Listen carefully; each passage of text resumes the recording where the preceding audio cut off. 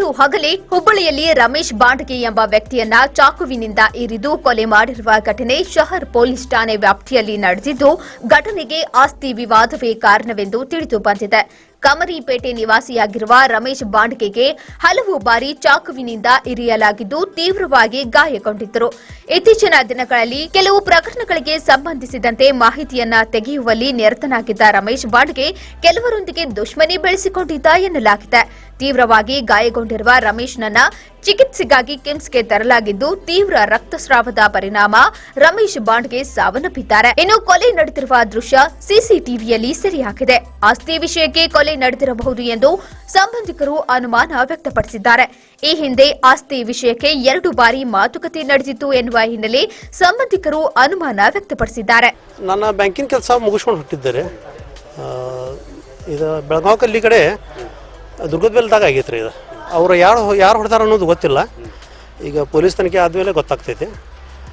ಮತ್ತು ನಾ ಅವರು ತ್ರಾಸಾಗೋದು ನೋಡಿ ಆಟೋದಾಗ ಕರ್ಕೊಂಬಂದಿರಿ ಕೆಮಿಶಿಗೆ. ನಮ್ಮ ರಮೇಶ್ ಬಾಂಡ್ಗೆರಿ ಇವರು ನಮ್ಮ ತಂಗಿಗೆ ಇವ್ರು ಕೊಟ್ಟೇವ್ರಿ. ಅವರು ಹೊಲ್ಮನಿ ಅದಾವ್ರಿ, ಹೊಲ್ಮನಿ ಕೆಲಸ ಮಾಡ್ತಾರೆ ಅವ್ರು. ಇಲ್ಲ, ನಮಗೇನು ಗೊತ್ತಿಲ್ಲ ಬಿಡ್ರಿ, ಯಾರು ಸಂಶಯ, ನಮಗಂತೂ ಯಾರ ಮೇಲೆ ಸಂಶಯ ಇಲ್ರಿ. ಅದೇನಾರ ಜಗತ್ ಬಗ್ಗೆ ಏನಾರು ಆಗಿರ್ಬೇಕ್ರಿ. ಇಲ್ರಿ, ಹಿಂಗೇನಾಗಿಲ್ಲ. ಕೋರ್ಟ್ ಕೇಸ್ ಇರ್ಬೇಕ್ರಿ. ಕೋರ್ಟ್ ಕೇಸ್ ಏನೋ ಆದಂಗೆ ಆಗೈತಿ. ಇದು ಬೆಳಗಾವಲ್ಲಿ ರೀ. ಇದು ನಮ್ಮ ಇದಕ್ಕೆ ಹೋಗೋದು ರಸ್ತೆಗೆ ರೀ, ಶಂಕರ ಮಠಕ್ಕೆ ಹೋಗೋ ರಸ್ತೆಗೆ ಅಲ್ಲೇ ಬಿದ್ದಿದ್ರಿ ಅವರು. ಚಾಕು ಹೊಡೆದು ಹೋಗಿದ್ರು ಅವರು ಆಲ್ರೆಡಿ. ಟೈಮಿಂಗ್ 12ರಿಂದ 12 ಆಗಿರ್ಬೇಕ್ರಿ. ಅವಾಗ ಗಣಪತಿ ಹಬೀಬ್.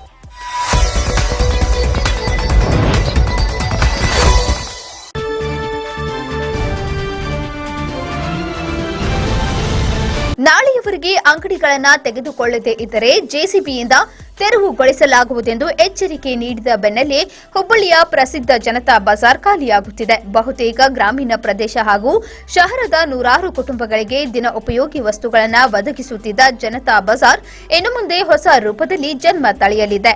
ಹೀಗಾಗಿ ಇಂದಿನಿಂದ ಅದಕ್ಕೊಂದು ಕಾಯಕಲ್ಪ ಆರಂಭಗೊಂಡಿದೆ. ಜನತಾ ಬಜಾರ್ನಲ್ಲಿನ ಹಣ್ಣು, ತರಕಾರಿ, ಸಿಹಿ, ತಿಂಡಿ ತಿನಿಸುಗಳ ಅಂಗಡಿಗಳನ್ನು ಮಾಲೀಕರೇ ತೆಗೆದುಹಾಕುತ್ತಿದ್ದಾರೆ.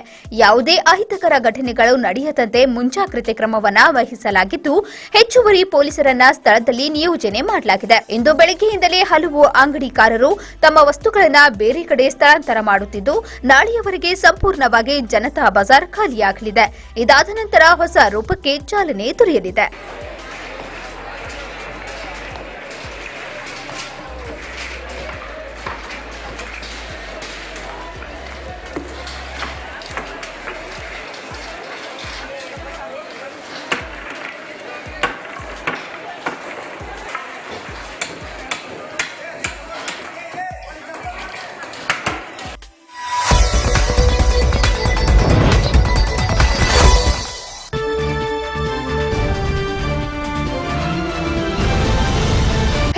ವರ್ಗಗಳಲ್ಲಿ ಒಂದಾದ ಅಲ್ಪಸಂಖ್ಯಾತರ ಸಮಾಜಕ್ಕೆ ಧಕ್ಕೆ ತಂದ ಹಾನಗಲ್ ಆಫ್ ಬೋರ್ಡ್ ಅಧಿಕಾರಿಗಳ ದುರ್ಬಳಕೆಯಿಂದ ಅಲ್ಪಸಂಖ್ಯಾತರ ಸಮಾಜದ ಜನರ ಪರಿಸ್ಥಿತಿ ತುಂಬಾ ಹೀನಕರವಾಗಿದೆ ಎಂದು ಬಿಜೆಪಿ ಮುಖಂಡರಾದ ಅನ್ವರ್ ತಹಸೀಲ್ದಾರ್ ರವರು ಪಿಜೆ ನ್ಯೂಸ್ ಎದುರಿಗೆ ಅಲ್ಪಸಂಖ್ಯಾತ ಸಮಾಜಕ್ಕೆ ಆಗುವಂತಹ ಅನ್ಯಾಯದ ವಿರುದ್ಧ ಗುಡುಗಿದ್ರು. ಈ ಹಿಂದೆ ಆಳ್ವಿಕೆ ನಡೆಸಿ ಹೋದ ಸರ್ಕಾರದವರು ಅಲ್ಪಸಂಖ್ಯಾತರ ಸಮಾಜಕ್ಕೆ ಸಂಬಂಧಪಟ್ಟ ಉತ್ತರ ಕನ್ನಡ ಜಿಲ್ಲೆಯಲ್ಲಿ ಇರುವಂತಹ 200 ಕೋಟಿ ಆಸ್ತಿಯನ್ನ ಹಿಂದೆ ಆಳ್ವಿಕೆ ನಡೆಸಿ ಹೋದ ಸರ್ಕಾರದವರು ಹಾಗೂ ಆಫ್ ಬೋರ್ಡ್ ಅಧಿಕಾರಿಗಳು ಸೇರಿ ದುರ್ಬಳಕೆ ಮಾಡಿಕೊಂಡಿದ್ದಾರೆ. ಇವರಿಗೆ ತಕ್ಕ ಪ್ರಾಯಶ್ಚಿತ ಮಾಡೇ ಮಾಡುತ್ತೇವೆ ಎಂದು ಈ ಸಂದರ್ಭದಲ್ಲಿ ಶಪಥ ಕೈದ್ರು.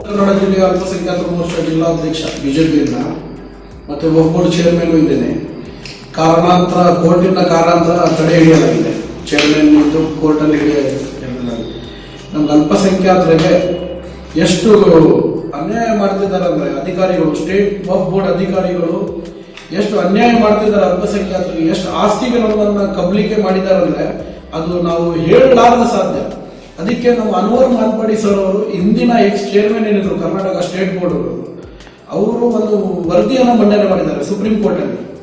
ಇಷ್ಟಿಷ್ಟು ಎಂತೆಂಥ ಆಸ್ತಿ ಎಲ್ಲ ಕಾಂಗ್ರೆಸ್ ಮುಖಂಡರು, ಎಲ್ಲ ಸಿದ್ದರಾಮಯ್ಯ ಅವರ ಹಿಂದಿನ ಸರ್ಕಾರದಲ್ಲಿ ಏನಿದ್ರು ಎಲ್ಲ ಅಲ್ಪಸಂಖ್ಯಾತರ ಮುಖಂಡರು ಎಲ್ಲ ಸೇರಿ ಕಾಂಗ್ರೆಸ್ ಮುಖಂಡರು ಎಲ್ಲವನ್ನ ಕಬಳಿಕೆ ಮಾಡಿದ್ದಾರೆ.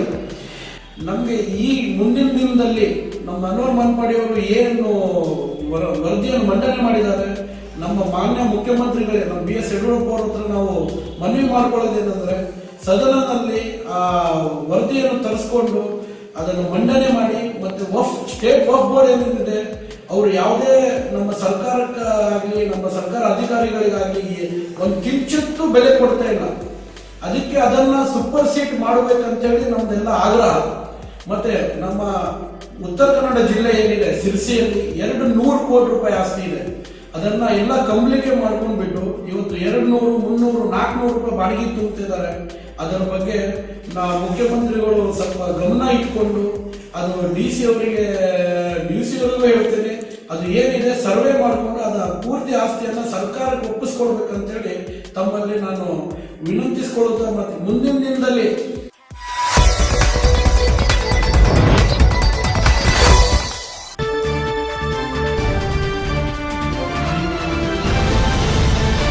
ನಂಚಿನಲ್ಲಿದೆ ಹಾನಗಲ್ ಶಾಲಾ ಮಕ್ಕಳ ಭವಿಷ್ಯ. ಶಾಲಾ ಮಕ್ಕಳ ಶಿಕ್ಷಣ ಹಾಗೂ ಮುಂದಿನ ಭವಿಷ್ಯ ಅತಂತ್ರಗೊಂಡಿದೆ.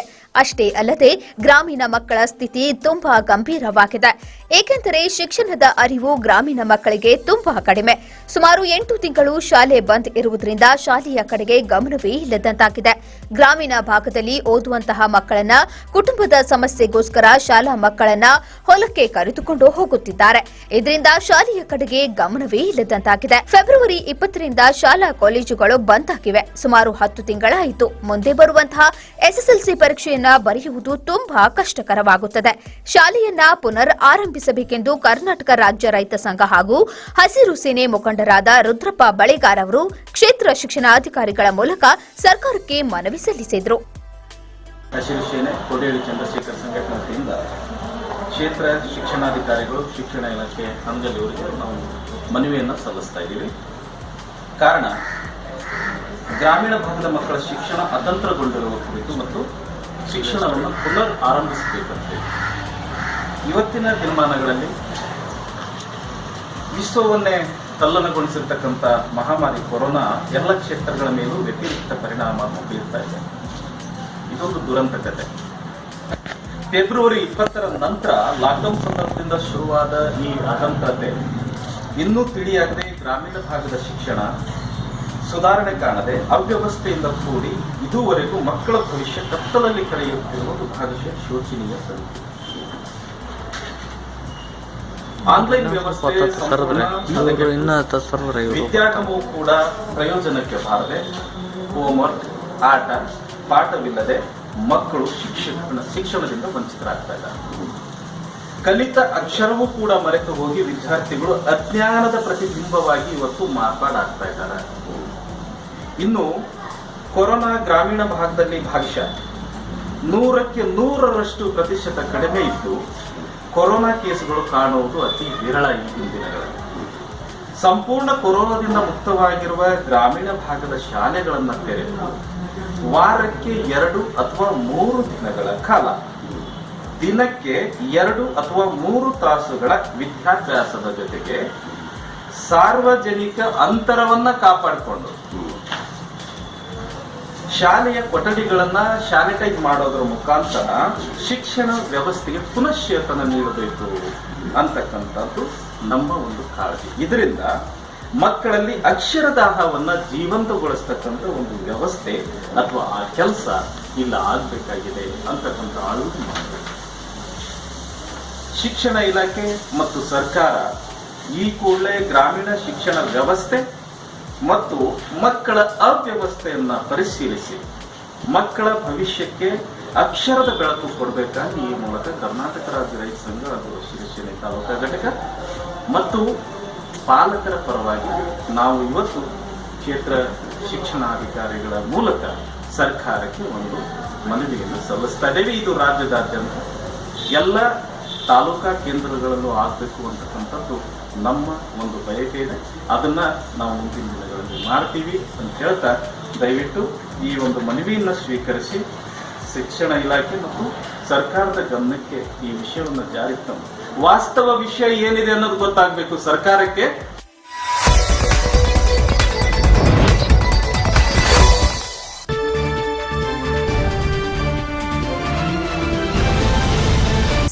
ಸಾಮಾಜಿಕ ಜಾಲತಾಣದಲ್ಲಿ ವೈರಲ್ ಆಯಿತು ಸಂಸದರ ದುರ್ವರ್ತನೆಯ ವಿಡಿಯೋ. ಹೌದು, ಹಾವೇರಿಯ ಗದಗ ಸಂಸದ ಶಿವಕುಮಾರ್ ಉದಾಸಿ ಅವರು ರೈತನನ್ನ ದೂರ ತಳ್ಳಿ ಹಾಕಿದ ವಿಡಿಯೋ ಇದೀಗ ಎಲ್ಲೆಡೆ ವೈರಲ್ ಆಗಿದೆ. ತನ್ನ ಅಳಲನ್ನ ಹೇಳಲು ಬಂದ ಅನ್ನದಾತನಿಗೆ ಮೊದಲು ಸಂಸದನ ಬೆಂಬಲಿಗನಿಂದ ತರಾಟೆ ಆಗಿದೆ. ನಂತರ ರೈತನನ್ನ ತರಾಟೆಗೆ ತೆಗೆದುಕೊಂಡಿದ್ದು ಸಂಸದ ಶಿವಕುಮಾರ್ ಉದಾಸಿ. ಹಾವೇರಿ ಜಿಲ್ಲೆಯ ಹಾನಗಲ್ ತಾಲೂಕಿನ ಸೋಮಸಾಗರ ಗ್ರಾಮದಲ್ಲಿ ರಸ್ತೆ ಕಾಮಗಾರಿ ಶಂಕುಸ್ಥಾಪನೆ ಮಾಡಲು ಬಂದ ಸಂದರ್ಭದಲ್ಲಿ ಈ ಒಂದು ಘಟನೆ ನಡೆದಿದೆ. ಶೇಖಪ್ಪ ಮಡ್ಲೂರ್ ಎಂಬ ರೈತನೇ ಸಂಸದರಿಂದ ತಳ್ಳಲ್ಪಟ್ಟ ವ್ಯಕ್ತಿ. ರಸ್ತೆ ನಿರ್ಮಾಣದ ವಿಷಯದಲ್ಲಿ ನಡೆದ ವಾಗ್ವಾದದಲ್ಲಿ ಈ ಒಂದು ಗಲಾಟೆ ನಡೆದಿದೆ. ಅಲ್ಲದೆ ವೈರಲ್ ಆದ ವಿಡಿಯೋಗೆ ಇದೀಗ ಸಾಮಾಜಿಕ ಜಾಲತಾಣದಲ್ಲಿ ಭಾರಿ ಆಕ್ರೋಶ ವ್ಯಕ್ತವಾಗ್ತಿದೆ. ಇದು ಎಷ್ಟನೇ ವರ್ಷದಾಗ ಆಗೈತಿ? 6 ವರ್ಷದಿಂದ ಒಬ್ಬರನ್ನ ಕೇಳಿದ್ರೇನು? ಇವತ್ತು ಕೆಲಸ ಮಾಡೋ ಹೊತ್ನಾಗ ಬಂದು ಕೇಳ್ತಾರಲ್ಲ. ಅಲ್ಲಪ್ಪ, ಒಂದಾಗ್ಲಿ ಏನ್ರಿ 6 ವರ್ಷ ಯಾರು ಭಯ ಬರಂಗಿಲ್ಲ. ಬಂದಿಂದ ಒಂದೇ ಗೊತ್ತಿಲ್ಲ, ಇನ್ನೊಂದು ಬರ್ಲಿ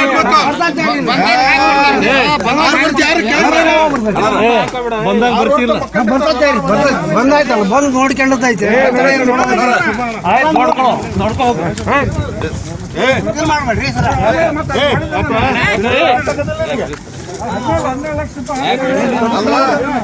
ಈಗ